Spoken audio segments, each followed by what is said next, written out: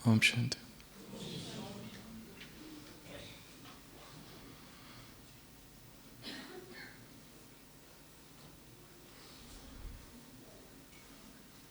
सत्य की एक किरण भी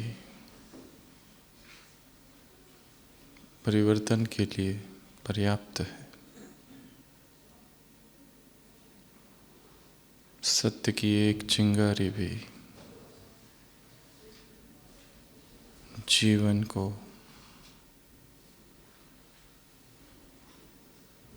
प्रकाश से भर सकती है।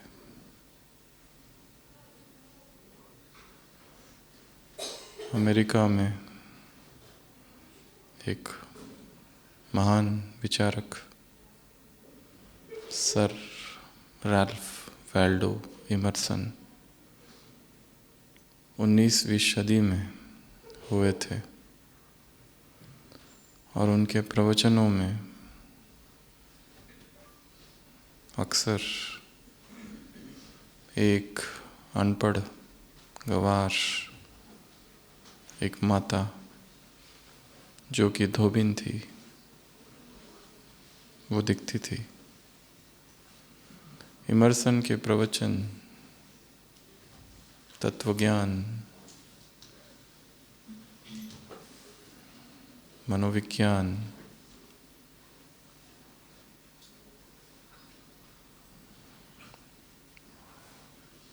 गहन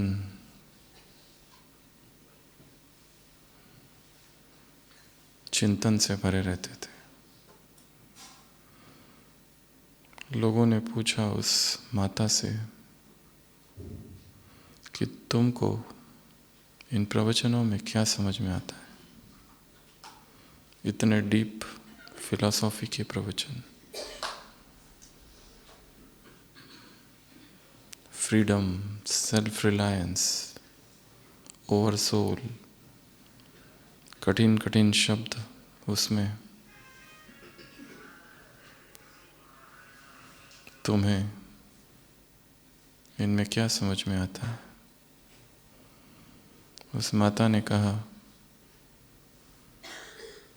मेरे पास बुद्धि बहुत कम है, पढ़ी लिखी मैं हूँ नहीं, समझता मुझे बहुत कम है। मैं केवल इतना समझ सकी हूँ कि एक बार जब मैंने पहली बार सुना कि प्रभु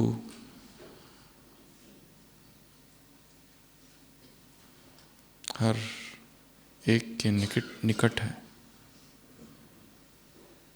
बस मुझे इतना ही समझ में आया कि चाहे कोई कैसा भी हो, अनपढ़ हो, गंवार हो, किसी भी जाति का हो, किसी भी देश का हो, कोई भी भाषा बोलने वाला क्यों ना हो, हर चेतना प्रभु के निकट है।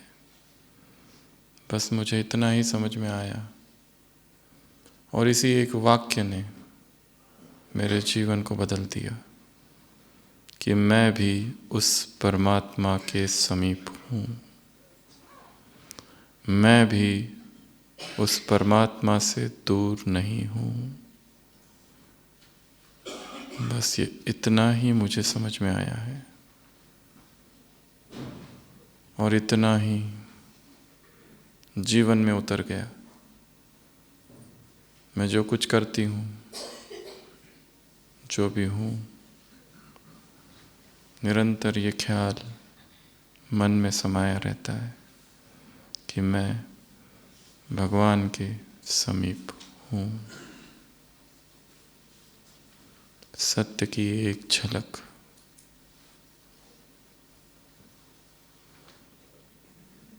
जीवन को बदल सकती है। ज्ञान के बहुत अधिक भार की आवश्यकता नहीं, और यदि कुछ भार हो रहा है तो वो ज्ञान भी नहीं।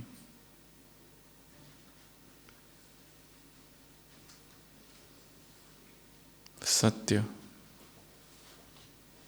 बिना अनुभव के अपूर्ण है। सत्य जब तक अनुभव नहीं बनता अधूरा है।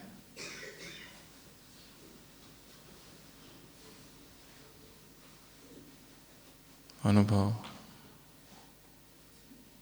सर्वोच्च सत्ता है। सागर के तट पर बैठकर कितनी ही किताबें पढ़ ली जाए समुद्र के विषय में, लहरों के विषय में, तरंगों के विषय में, मछलियों के विषय में, गहराई के विषय में, परंतु जब तक उस पानी का स्पर्श नहीं तब तक वो ज्ञान अधूरा है। और अनुभव जब हो जाता है तो किसी वैलिडेशन की, किसी भी प्रमाण की उस व्यक्ति को आवश्यकता नहीं। और अनुभव एक बार हो गया कि वो भूलता नहीं। तैरना एक बार सीख गया कोई तो अमिट छाप व अभ्यास चित्त में छोड़ जाता है।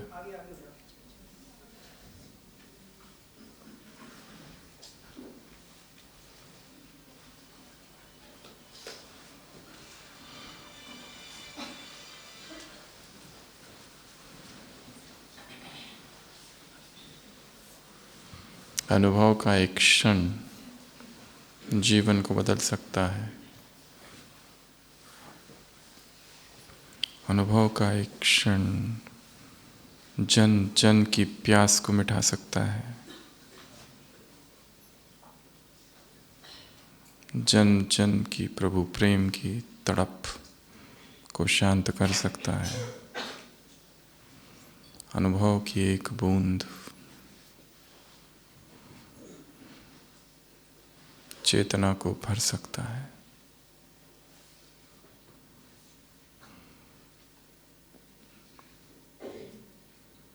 अनुभव का एक क्षण जीवन परिवर्तन कर सकता है। आत्मा की प्यास, आत्मा की तड़प, आत्मा की भूख, आत्मा की खोज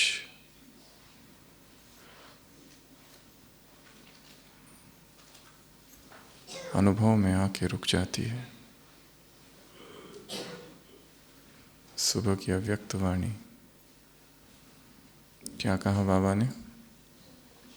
अनुभवी मूर्त।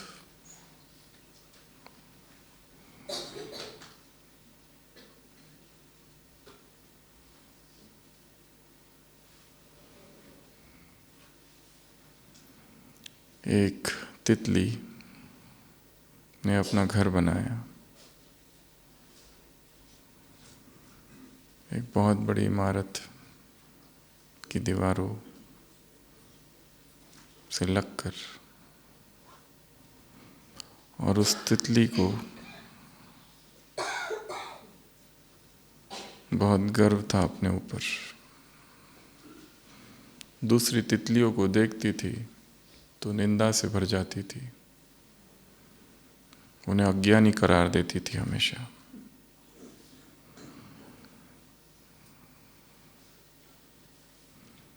पर उसने देखा जिस इमारत में उसने अपना घर बनाया है वो एक ग्रंथालय है, लाइब्रेरी है। और उस लाइब्रेरी में महान विचारक आते हैं जाते हैं, कवि आते हैं जाते हैं, लेखक आते हैं जाते हैं, बड़ी बड़ी हस्तियाँ आती है, किताबों में डूब जाती है और जाती है। उसे लगा कि मैं भी कुछ पढ़ूं, अपने ज्ञान का विस्तार करूं।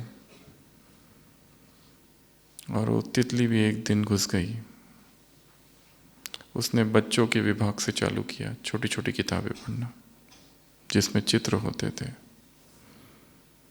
और उसे पढ़ने में बहुत रस आने लगा।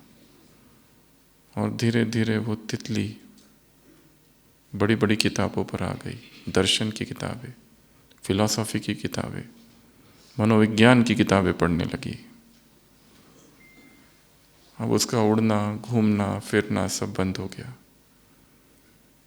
बस किताबों को उसने पकड़ लिया और वो तितली दिन रात अब जीवन के विषय में चिंतन करने लगी कि जीवन का लक्ष्य क्या है, मृत्यु के बाद क्या होता है, बड़े बड़े जीवन के प्रश्न, दुख का कारण क्या है। ऐसे करते करते उसने बहुत सी किताबें पढ़ी, धर्मशास्त्र पढ़े, और एक दिन उसके हाथ में एक किताब आ गई, उड़ान विद्या, एरोडायनामिक्स, उड़ा कैसे जाता है, द साइंस। और उस किताब में उसने पढ़ा कि तितली वास्तव में उड़ना ही नहीं चाहिए, विज्ञान के विरुद्ध है। उसके पैर छोटे छोटे, शरीर इतना भारी, कैसे वो उड़ती है। ये पढ़ते पढ़ते वो रुक गई और उसके मन में ये बात घुस गई कि मैं कितनी अज्ञानी थी। जो तर्क संगत बात नहीं है, उसके जो तर्क के विरुद्ध बात है, वो मैं अब तक कर रही थी। मुझे तो उड़ना ही नहीं चाहिए, फिर मैं उड़ क्या रही हूँ, क्यों रही हूँ। उसने गहराई से किताबों को पढ़ा और उसका निश्चय हो गया कि मुझे उड़ना नहीं चाहिए, उड़ना बंद। और फिर जो दूसरी तितलियां उड़ती थी उन पर उसे तरस आता था, बेचारी उड़ रही है अगेंस्ट श्रीमत।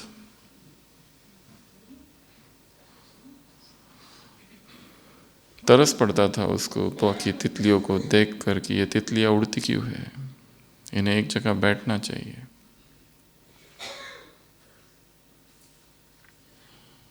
और वो एक ही जगह बैठी रही और किताबें पढ़ती रही। किताबें पढ़ पढ़ कर उसके विचार बदलने लगे। और एक दिन सुबह का समय था और एक पक्षी ने उस पर झपटा मारा। शायद भूखा होगा और सुबह उसे नाश्ता चाहिए होगा। और जैसे ही उस तितली के ऊपर वो पक्षी आया, तितली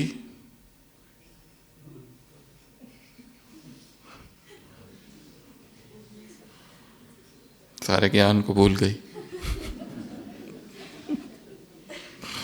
सारी किताबों को भूल गई। इतना गहन मनन चिंतन अध्ययन, एकांत में बैठ के जो विजुअलाइजेशन किया था वो सब उड़ गया। थक से उड़ी और उड़कर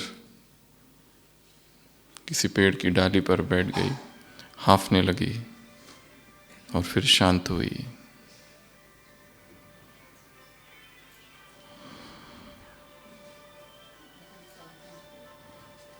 और तब सोचने लगी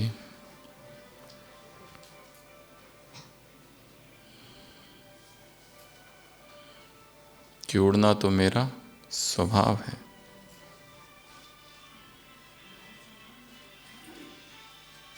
उड़ना तो ये स्वाभाविक क्रिया है।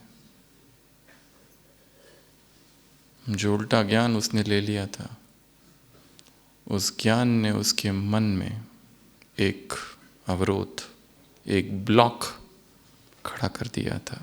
और इसके विषय में भी उसने किताबें पढ़ी थी, साइकोलॉजी की। वो ज्ञान ही उसका दुश्मन बन गया था। और वो ज्ञान, वो धारणाएं, वो मत, वो शास्त्र, वो किताबें, वो सुझाव, वो ओपिनियन जो हमें उड़ने से रोकते हैं, ज्ञान का दुश्मन है। सहज स्वाभाविक स्वरूप उड़ना है। वो हर चीज़ जो हमें भारी कर रही है, वो हर चीज़ जो हमें बांध रही है, वो हर चीज़ जो हमारे लिए नीचे हमें खींच रही है, वो बंधन है। वो व्यक्ति हो सकता है, वस्तु हो सकती है, कोई अतीत की घटना हो सकती है, कोई भविष्य की चिंता हो सकती है, कोई मोह, कोई विकार, कोई व्यसन, कोई एडिक्शन। वो हर चीज़ जो हमारे मन में अवरोध उत्पन्न करे, ब्लॉक उत्पन्न करे, हमारी क्षमताओं को जो कम कर रही है, उन्मुक्त गगन में हमें उड़ने से जो रोक रही है, उसे अपना दुश्मन समझना है। हटा दो उसे।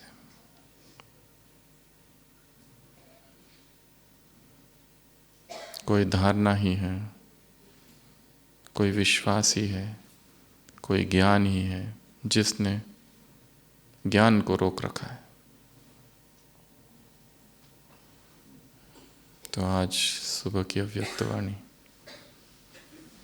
क्या कहा बाबा ने? किसको देख रहा है? कौन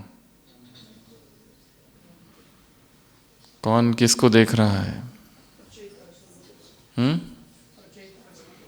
रचयिता रचना को देख रहा है। कौन सी रचना? ये ब्राह्मण परिवार। कैसा है ये परिवार? छोटा, प्रिय, श्रेष्ठ, न्यारा। इसमें से हर एक आत्मा कैसी है? विशेष। हर एक आत्मा के मस्तक पर क्या है? भाग्य का सितारा भगवान ने चमकाया है। हर एक आत्मा के मस्तक में भाग्य की लकीर स्वयं भाग्य विधाता ने खींची है। ऐसी आत्मा इस परिवार में है। ब्रैकेट में, इसी परिवार में ब्राह्मणों द्वारा ही सारे हिसाब किताब चुकते होंगे।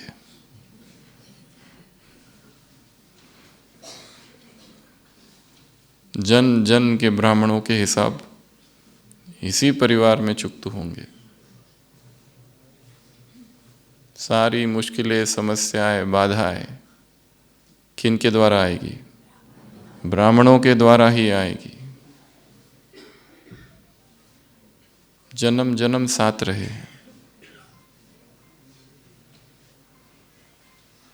ब्राह्मण आत्मा के लिए ये ब्राह्मण परिवार ही एग्जामिनेशन हॉल है और एक एक ब्राह्मण आत्मा ही पेपर। इसी में पास होना है। तो ये श्रेष्ठ परिवार है, न्यारा प्यारा परिवार है, छोटा सा परिवार है। एक एक आत्मा इसमें विशेष है। एक एक आत्मा क्या है? बाप को पहचाना है और वर्षे की अधिकारी बनी है। इतना महान ये परिवार है जिसमें हर एक ने भगवान को जाना है, पहचाना है। माताओं के लिए क्या कहा बाबा ने? बाबा हमारे लिए आया है। बाबा मेरा, और बाप ने क्या कहा? मैं तेरा। जादूगरनी, ऐसा बोला है ना?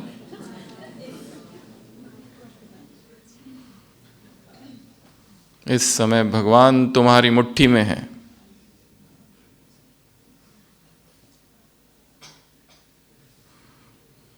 भगवान को अपने स्नेह की रस्सी से क्या किया है? बांधा है। तो बताओ, बांधने वाला बड़ा या जो बंधन में आ रहा है वो बड़ा हो? ऐसा किसी मुरली में बाबा ने प्रश्न पूछा है।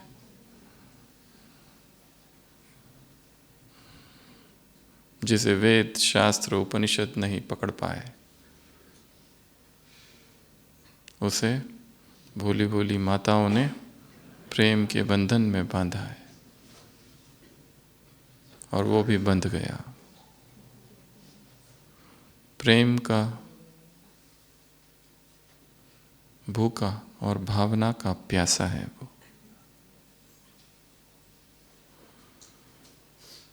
तो एक तो मुरली की शुरुआत कहाँ से की बाबा ने? इस परिवार की महिमा से। और फिर आगे क्या पूछा? इसका क्या है तुमको? नशा है, रूहानी नशा।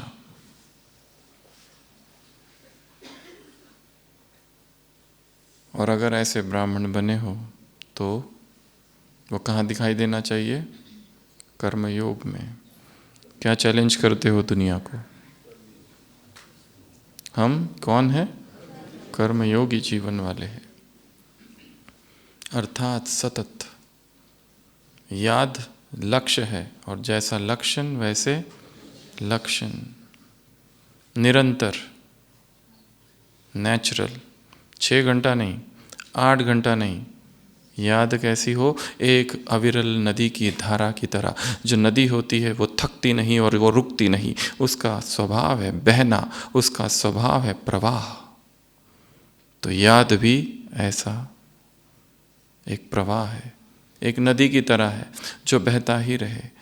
इसलिए किसी भी शास्त्र में मेडिटेशन के लिए जर्नी शब्द का प्रयोग नहीं किया गया है। ये एकमात्र राजयोग है जिसके लिए बाबा ने कहा ये है याद की यात्रा। यात्रा कहाँ? कल जहाँ छोड़ी थी अब उसको वहाँ से आगे ले जाओ। यात्रा में आगे आगे आगे बढ़ते जाना है। सतत प्रवाह, जीवन भी ऐसा सतत प्रवाह है, याद भी ऐसी एक सतत धारा है। सोचने की आवश्यकता नहीं क्या मिलेगा, याद से सुख मिलेगा नहीं, याद ही सुख है। धर्म से सुख नहीं, धर्म ही सुख है।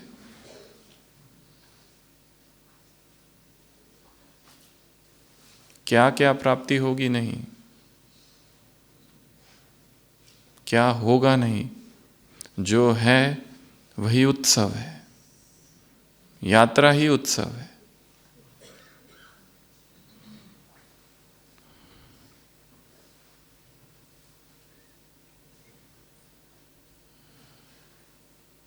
एक सेकंड, क्या करो 1 सेकंड में? क्या कहा मुरली में? अच्छा, परम धाम में चले जाओ तो सभी स्थिर। 1 सेकंड में परम धाम में मैं सर्वश्रेष्ठ आत्मा हूँ।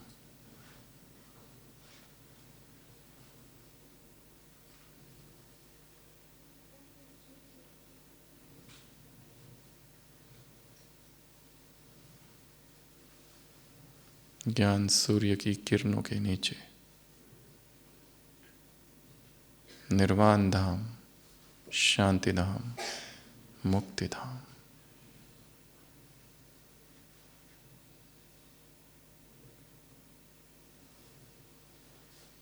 हलचल नहीं, अचल।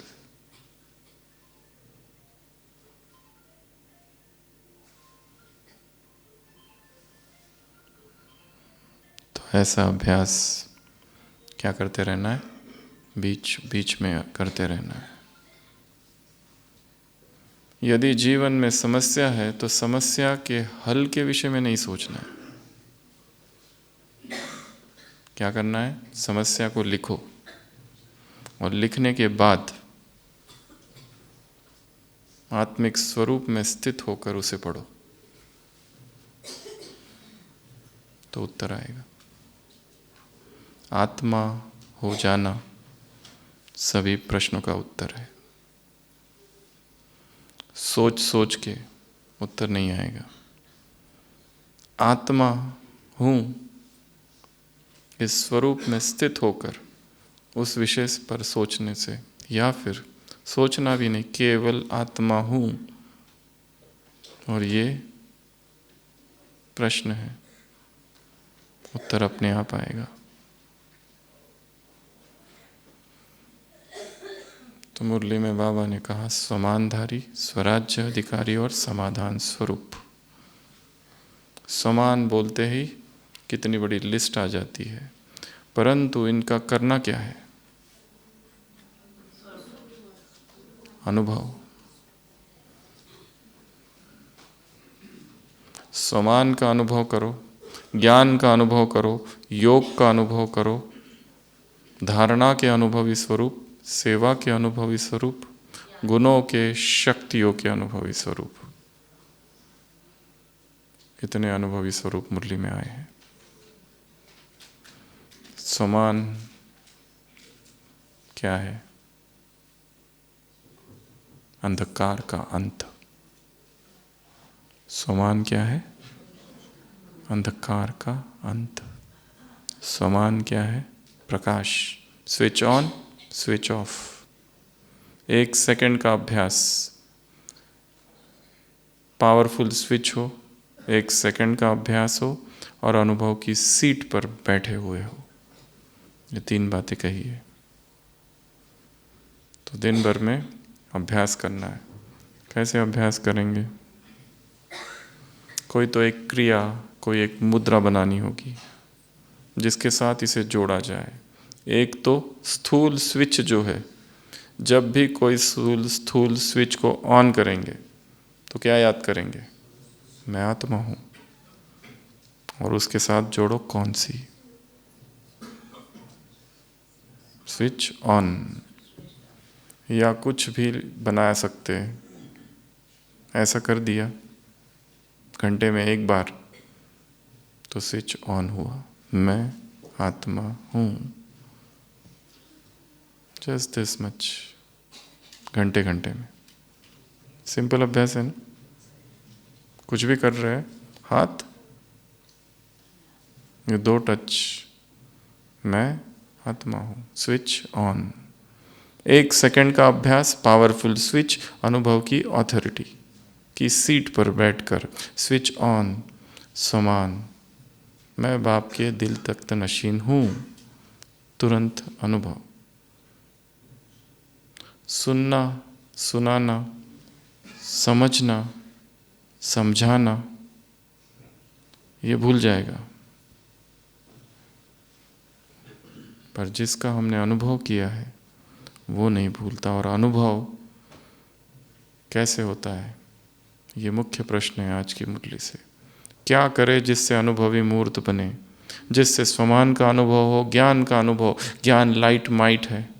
बाबा ने कहा ज्ञान स्वरूप नॉलेजफुल, हर कर्म में नॉलेजफुल। योग अर्थात योग युक्त, युक्ति युक्त। धारणा अर्थात कर्म, कर्मेंद्रिय और गुणों के स्वरूप।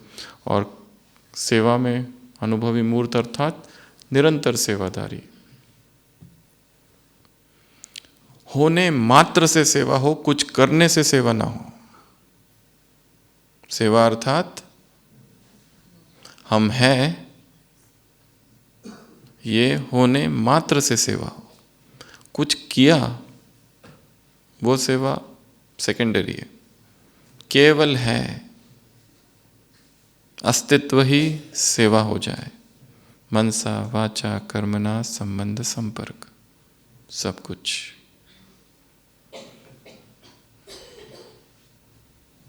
अनुभव के लिए क्या क्या कहा है मुरली में? 5-6 बातें हैं। कौन सी? अनुभव सबसे बड़ी ऑथोरिटी है। अनुभव कभी भूलता नहीं, अनुभव कभी मिटता नहीं। अनुभवी को नशा रहता है, अनुभवी पास होता है, अनुभवी ही समस्या का समाधान कर सकता है 1 सेकंड में। अनुभवी परिवर्तन कर सकता है। मुरली में क्या है? अनुभव की सीट को कोई जीत नहीं सकता। भूलता नहीं, मिटता नहीं, हिलता नहीं। अनुभवी, जिसने अनुभव कर लिया है, सारी दुनिया उसके खिलाफ हो जाए पर उसका अपना अनुभव है कि यही सत्य है। तो अनुभव सबसे बड़ी ऑथोरिटी है। क्या किया जाए जिससे स्वमान अनुभव बन जाए? अब ये है प्रश्न, ये है चिंतन। स्वमान सबको पता है, ढेर सारे हैं। बाबा ने कहा लिस्ट निकालो, कितनी बड़ी निकल जाएगी। पर अनुभव क्या करना होगा? क्या करना होगा? वही समान में रहने के लिए, अनुभवी के लिए क्या? अनुभव या समान अनुभव बन जाए उसके लिए क्या करे?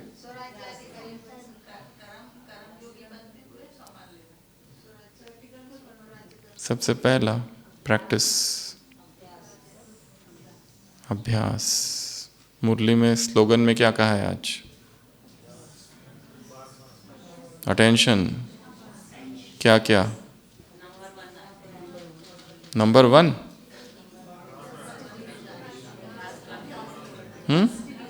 फर्स्ट डिवीजन में आना है तो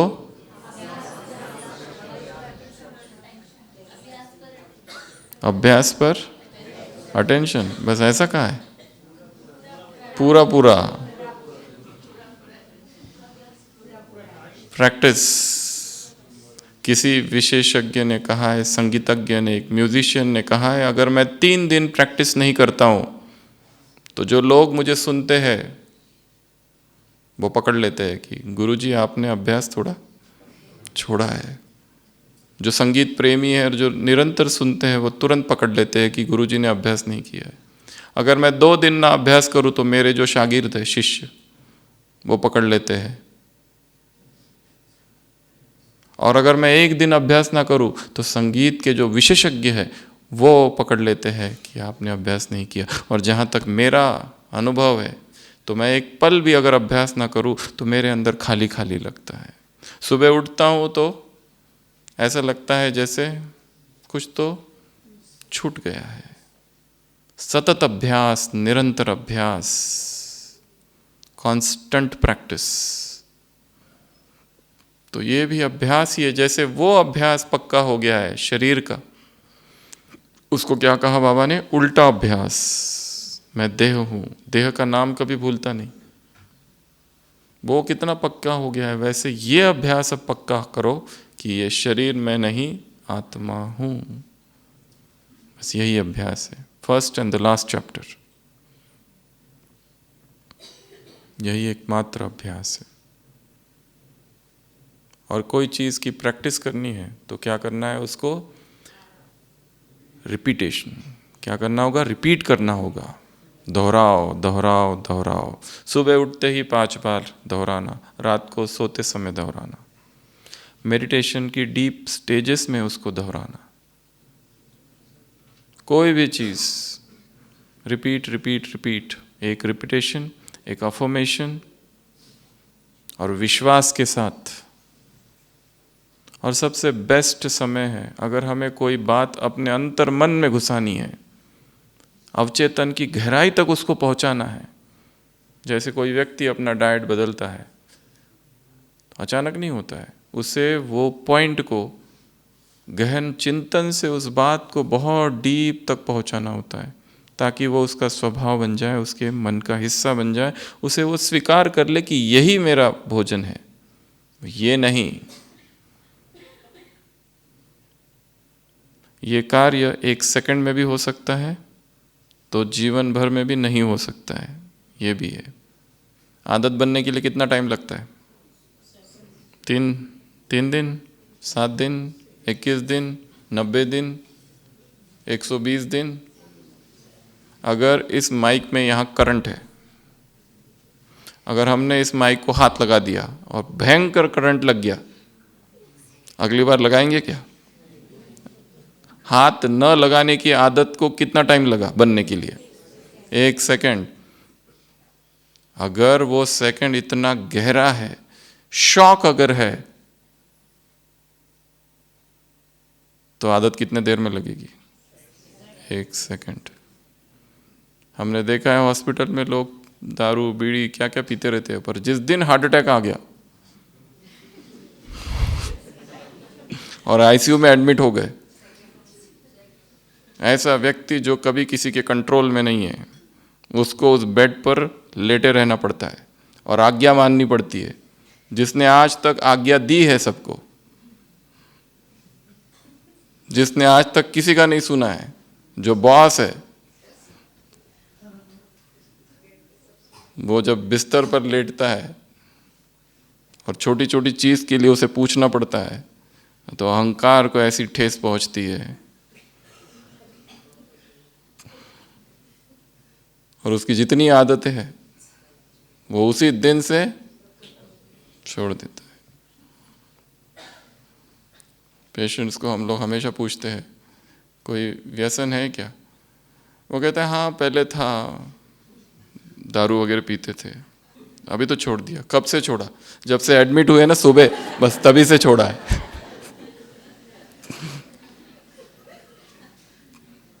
पर बताते ऐसे जैसे बहुत, अभी तो नहीं, बहुत पहले लेते थे, अभी नहीं लेते।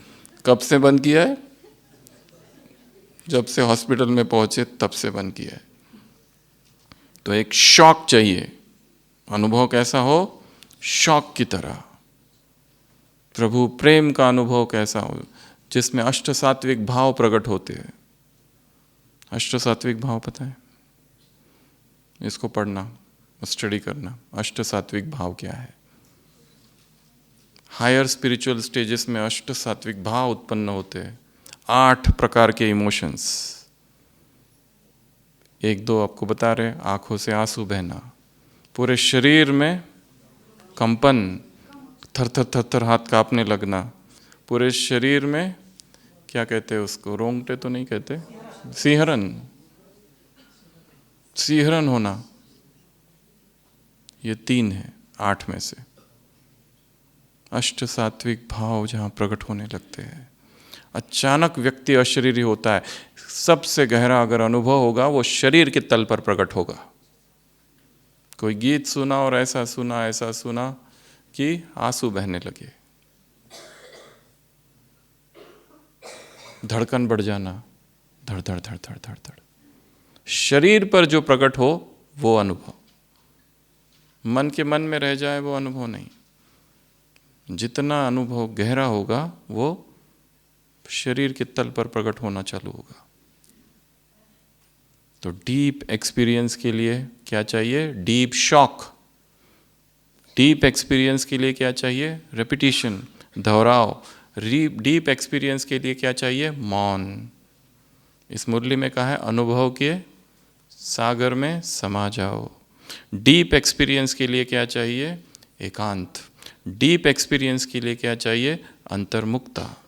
डीप एक्सपीरियंस के लिए क्या चाहिए?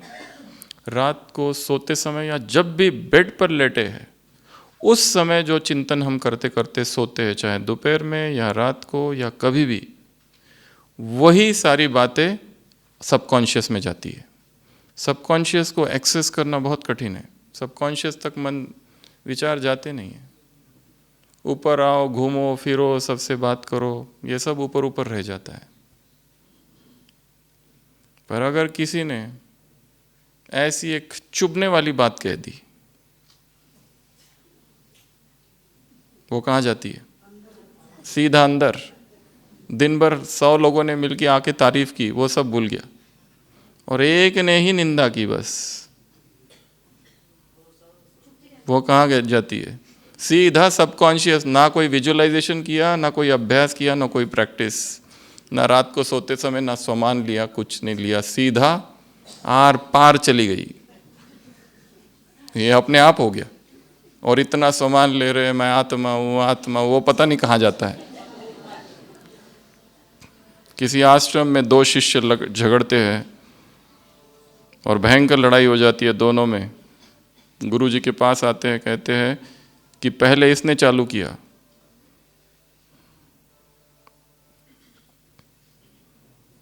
वो कहता है बंदर किसने कहा?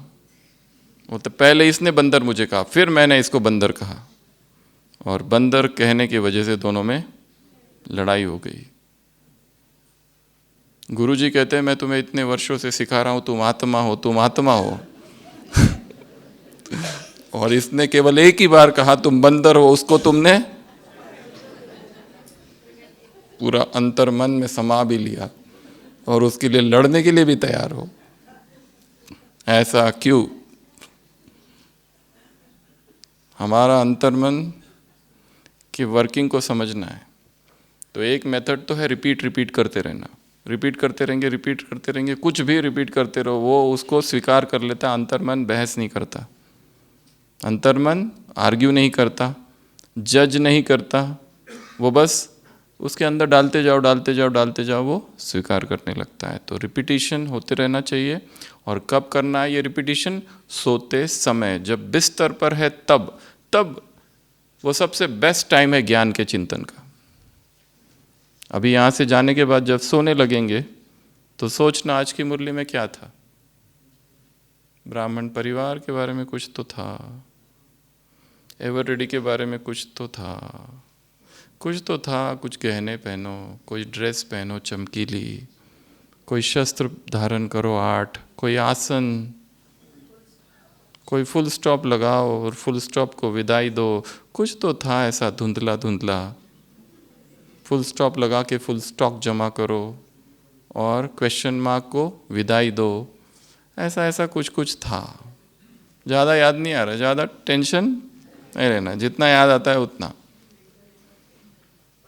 कुछ तो था। समस्या को समाधान स्वरूप करो जितना याद आता है, परंतु किस समय? सोते समय। क्योंकि उस समय ये चेतन मन, ये अवचेतन मन, ठीक है, ये 2 भाग है। चेतन मन ऊपर है, अवचेतन उसके नीचे है। ये 1 भाग, ये 9 भाग नीचे, और बीच में एक पर्दा है, प्री कॉन्शियस। ये पर्दा जो है ऐसे खड़ा रहता है। इधर कितना भी डालो, मैं महान आत्मा हूँ, मैं महान आत्मा हूँ, महान आत्मा हूँ, अंदर घुसता नहीं। मैं श्रेष्ठ आत्मा, महान आत्मा, ये आत्मा, वो आत्मा, आत्मा ही नहीं घुसता, बाकी सब घुसता है।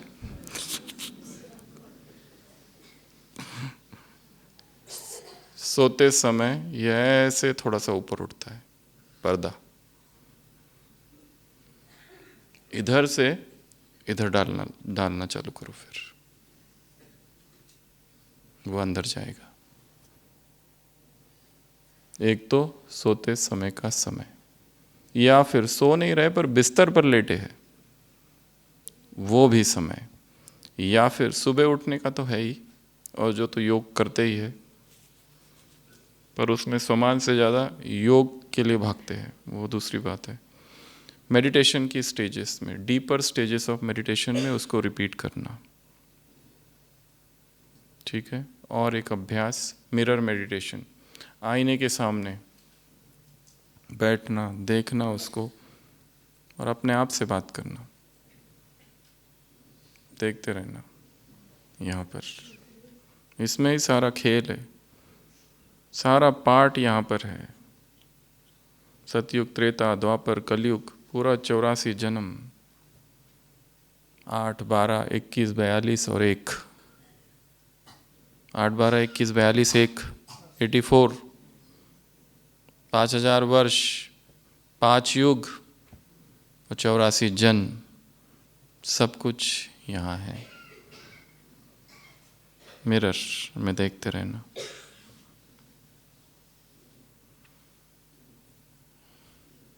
जब भी मिरर देखो तब याद करना मैं किसको देख रहा हूँ, ये कौन है,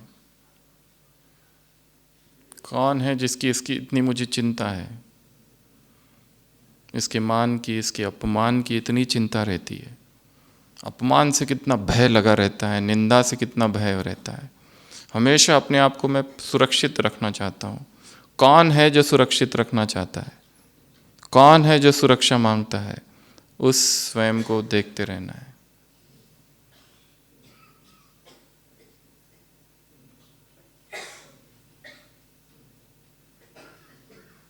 मिरर मेडिटेशन।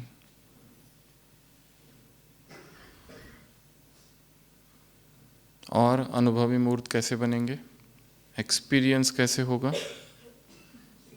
तो क्या क्या सुना अब तक?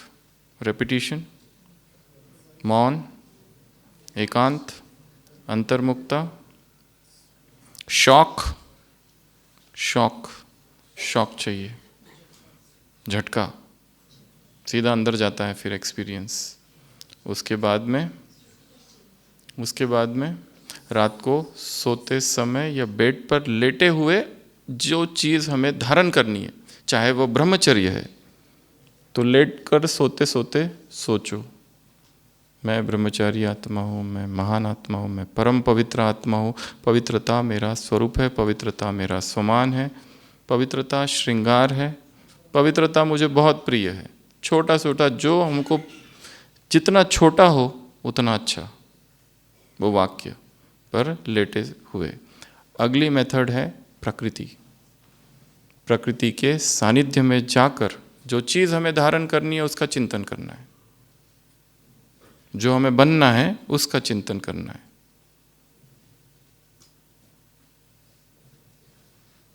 वो कुछ भी हो सकता है।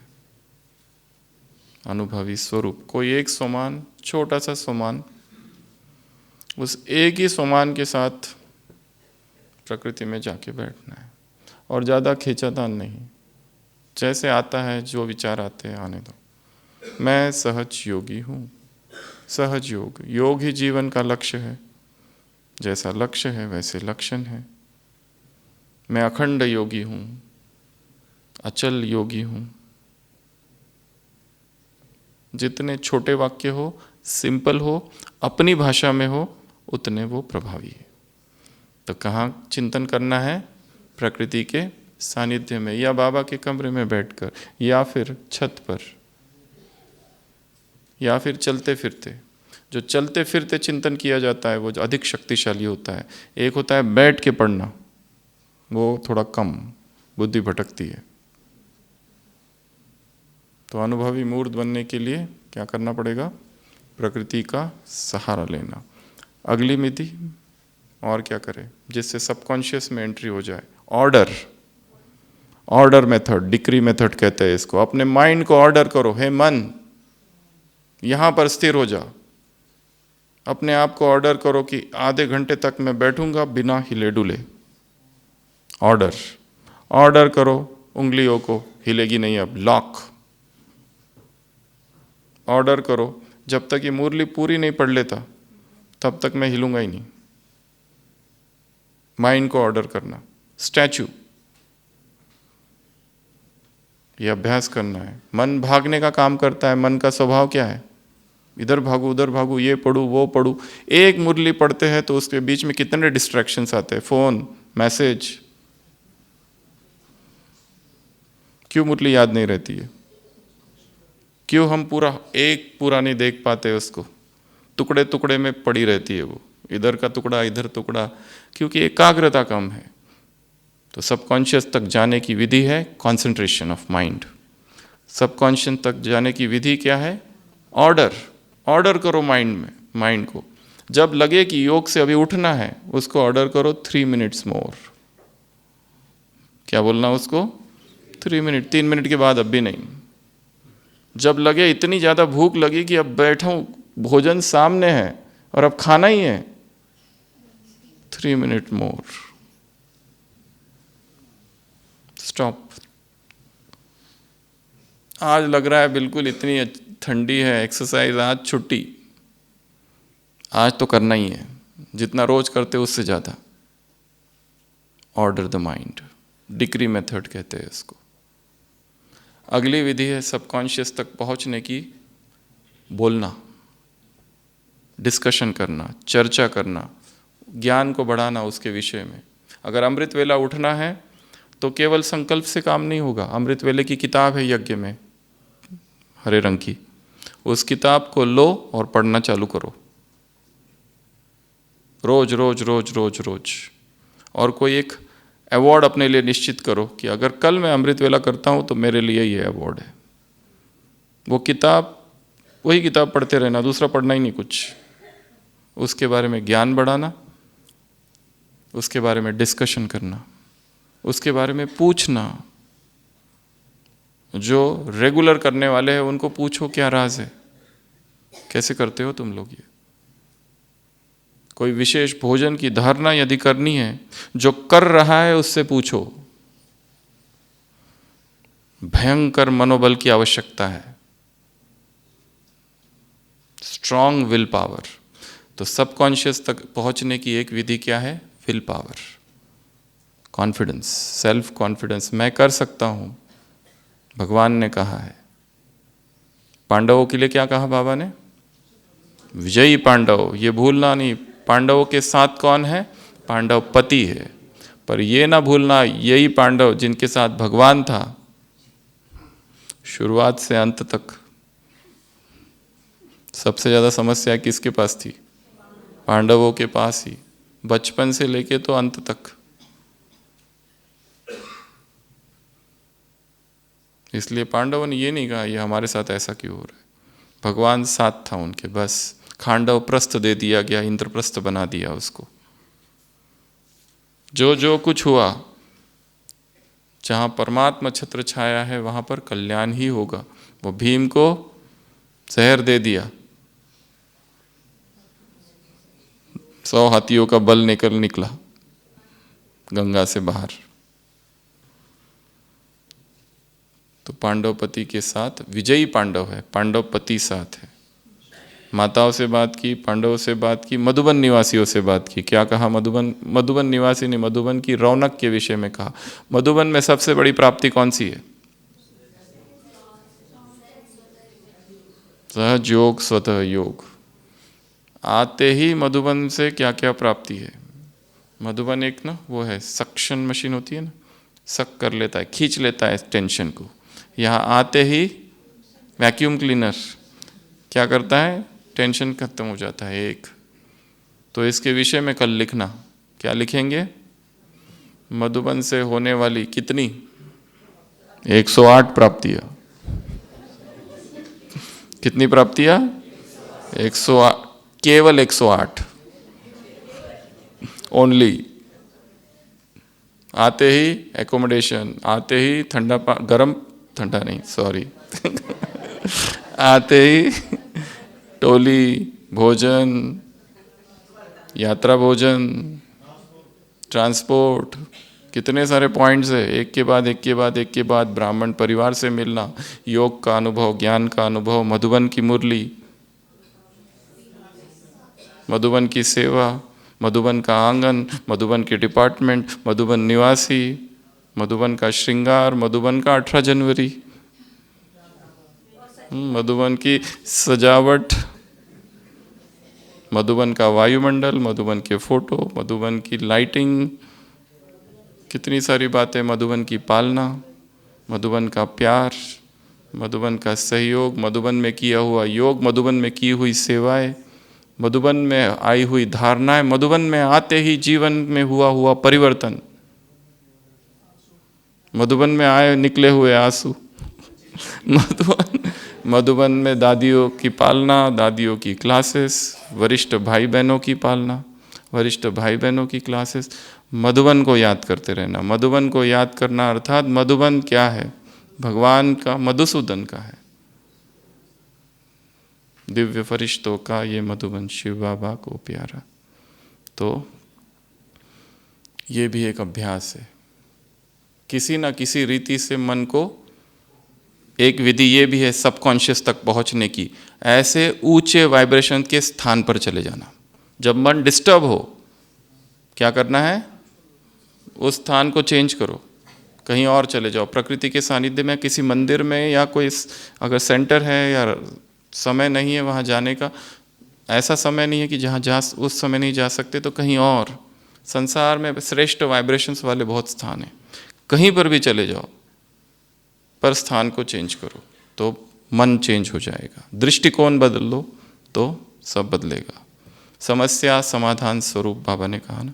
एक व्यक्ति देख रहा है, यहाँ से रास्ता नहीं दिखाई दे रहा है, दुखी हो गया, रास्ता नहीं है, थोड़ी देर के बाद देखता है एक रास्ता वहाँ से जा रहा है, दृष्टिकोण, दृष्टि बदल दी तो समस्या का समाधान मिल गया।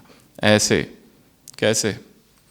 समाधान स्वरूप आत्माओं को, ऐसे स्वराज्य अधिकारी आत्मा को, ऐसे स्वमानधारी आत्माओं को, अनुभवी मूर्त आत्माओं को, ऐसे ब्राह्मण आत्माओं को, श्रेष्ठ आत्माओं को, न्यारे प्यारे परिवार में रहने वाली आत्माओं को, संपन्न आत्माओं को, ऐसे मधुबन निवासियों को, ऐसे पांडवों को, विजयी पांडवों को, पांडवपति जिनके साथ है ऐसे पांडवों को, ऐसी जादूगरनी माताओं को, ऐसी जिनको बाबा को, मेरे लिए बाबा है, जो उनका सम्मान है, ऐसे बाबा, मैं बाबा का बाबा मेरा, ऐसे सेकंड में परमधाम जाने वाली आत्माओं को, ऐसे सेकंड में ड्रिल करने वाली आत्माओं को, अचल रहने वाली आत्माओं को, हलचल में न आने वाली आत्माओं को, ऐसे तू मेरा ते मेरा, और कर्मातीत, स्विच ऑन स्विच ऑफ करने वाली आत्माओं को, पावरफुल स्विच वाली आत्माओं को, ऐसे स्वमान के प्रकाश से अंधकार को, देहभान, भिन्न भिन्न प्रकार का देहभान है उसको मिटाने वाली आत्माओं को, ऐसे देही अभिमानी आत्माओं को, आत्मा अभिमानी आत्माओं को, ऐसे